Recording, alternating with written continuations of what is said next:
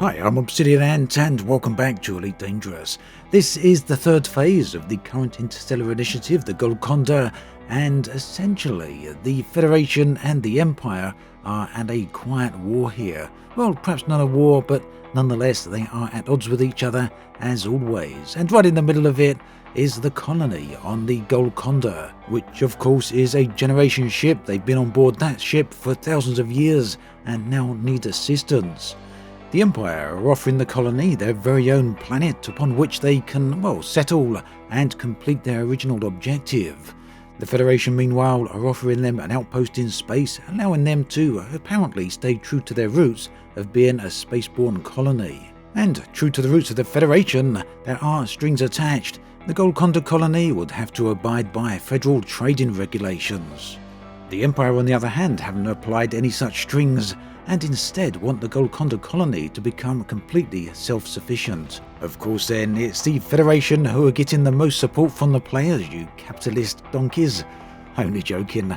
Seriously though, it's always interesting to see how players support these competitive style of community goals when there's a competition between the Federation and the Empire itself. And as usual, the idea is to deliver commodities to the respective delivery locations.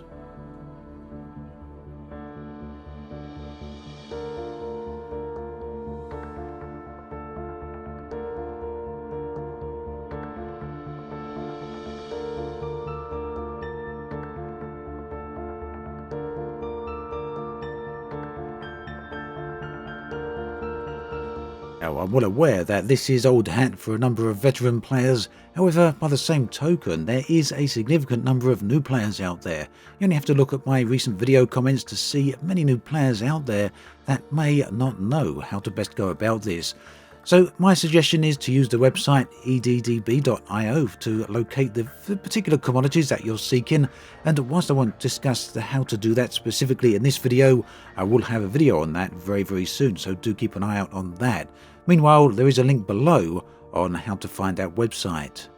So the deliveries themselves need to be made to megaships which are stationed in the Uplanicus system. The superpowers have sent these over, and you can see their location right there on the screen. Easy enough to get to, and of course they do contain large pads. And this one right here is the Empire's megaship.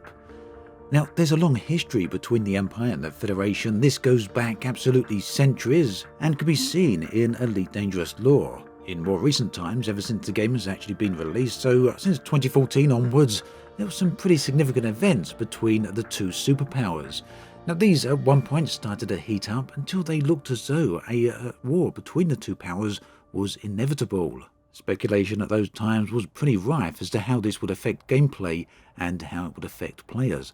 Unfortunately, it all stagnated and never really went anywhere, but from time to time we do get hints that things aren't particularly brilliant between these two superpowers, and that emerges in events like these. Relatively minor, but still there nonetheless.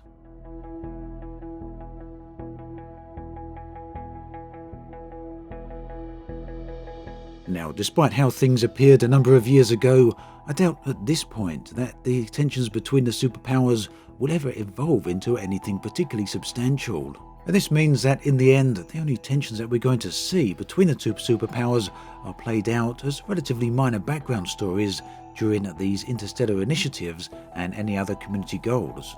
All that said, I really do feel that if things ever did take off, if things ever got to the point where there was an ongoing conflict between the two superpowers, then it's likely the Federation would win outright because for some reason they always get immense support from the player base. That's certainly from the gameplay side of things. For those of you who are more interested in the lore and background story of things, well, all of this is perhaps not too good for the people of the Golconda. Ultimately, they just wanted some help, and they've certainly got that. They've got big attention from both the two superpowers, and whether or not this turns out to be the actual type of support they actually wanted, well, that will depend, won't it? After all, both the Federation and the Empire are doing what sci-fi governments always seem to do best, and that's deciding the fate of thousands upon thousands of people. If you still want to get involved with that and help out, this community goal is running until the 26th of November, which is a pretty interesting date, as on the 27th of November, the new beta test for Elite Dangerous begins. As always, thanks for watching, and I'll catch you guys and girls next time.